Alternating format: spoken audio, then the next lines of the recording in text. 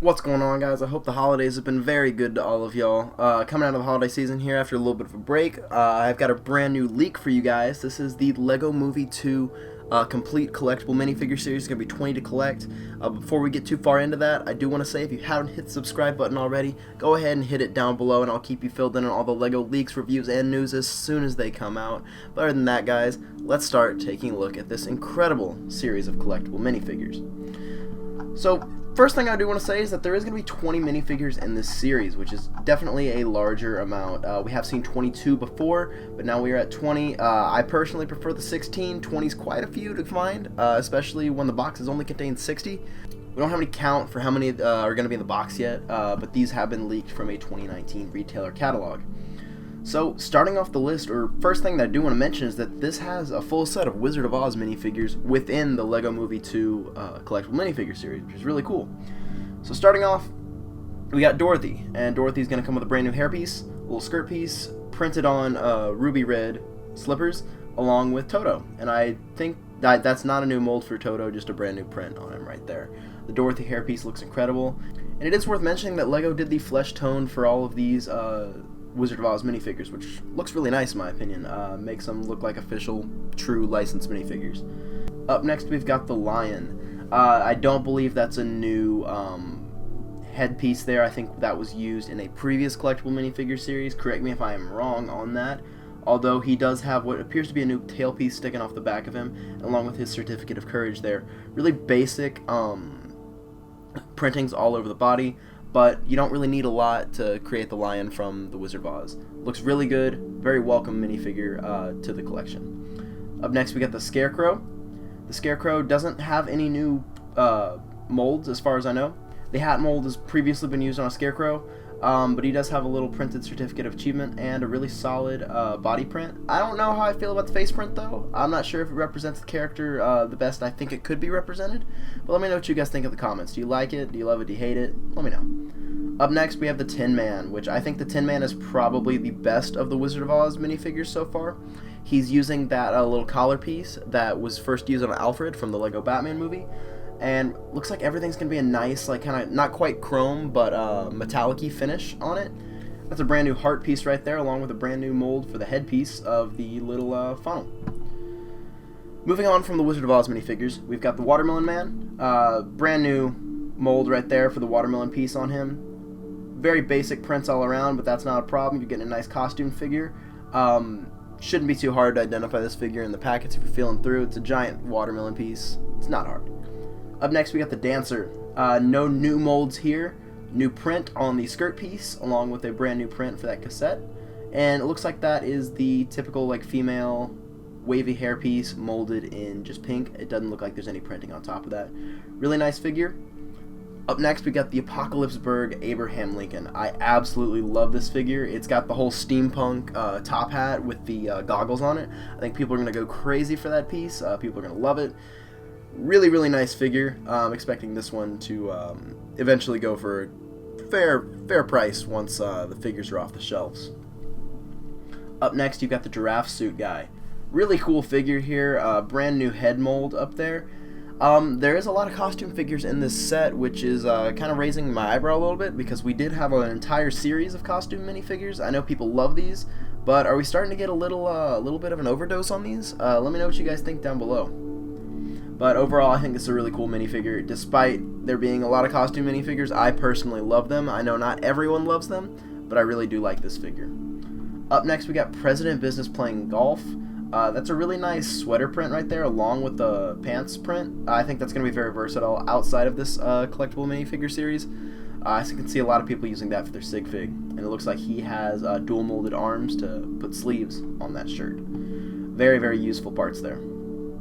Up next, we've got a singer of some sort. I don't know if it's fairy or like a luau Hawaiian singer. Not sure. That's a new print on the hair right there. We have gotten that hair before in the Downtown Diner set, however not in green with the pink swirl on it. Don't really know how I feel about this figure, don't really know what it represents, but it's got some cool parts. Up next, we have a Swamp Monster. Almost exactly the same as the Swamp Monster we got in the Monster Fighter sets a few few years back. The head and the headpiece are exactly the same. We're just getting a different torso and legs. Is this supposed to be that Monster Fighters figure in the Apocalypseburg setting? That's what I'm starting to lean toward. Let me know what you guys think, once again. Up next, we have a Crayon Girl. Once again, another wonderful costumed minifigure. Brand new mold all over for the crayon piece there. And I really like the printed minifigure purple crayon drawing right there. Really fun print right there. Really looking forward to getting this minifigure in my collection, honestly. A Rex Danger Vest minifigure with a brand new headpiece right there. You've got a really nice hat piece right there that's got the hair under it. You don't see that a lot, especially in the older sets. You're starting to see it a little bit more and more frequently. This guy's a really cool minifigure. It's obviously voiced by Chris Pratt, so this is kind of a callback to him in Jurassic World. Really cool minifigure. I think the hat piece definitely steals the show when it comes to this guy. Up next, you've got DJ Wildstyle, it looks like. I'm not exactly sure how this ties into the movie. I'm guessing it'll probably be a short cameo appearance, because that's kind of how a lot of these collectible minifigures go for the movies that we've seen so far. A lot of those minifigures that aren't quite warranted to be in sets, but you can pick them up on their own. She has an Everything is Awesome gold-plated record. Really fun there, and little bubbles printed on her pants. Really nice figure. Up next, you've got Benny with a mechanical arm. It looks like the space logo is even more deteriorated than we had gotten before. I'm not sure if something happens to him in the movie. This might be a spoiler. If it is, I'm spoiled as well. I'm sorry, guys. But really cheap way to get Benny, although he does have a mechanical arm. You could swap on a blue arm, no problem though. Up next, you got Emmett. He has got a little MP3 player, brand new Emmett hairpiece with headphones right there, and a little coffee.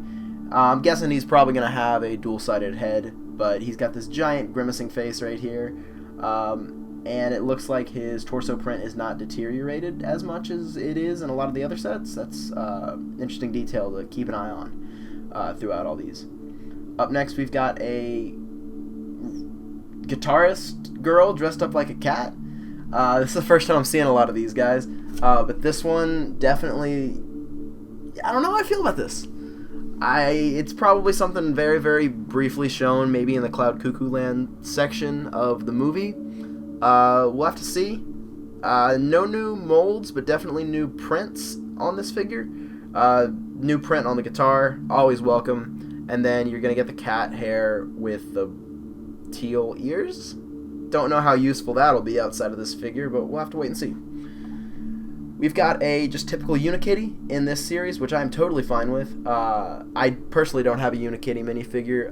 This is going to be a cheap way to get it. I say cheap, but it's $4. But regardless, a nice way to get a good, solid, just regular Unikitty minifigure, because we've gotten so many other ones. You got Apocalypseburg Wildstyle. This is a brand new headpiece that we've seen. We saw that in the trailer. Other than that, everything else looks pretty standard that we can get in other sets. Really nice figure.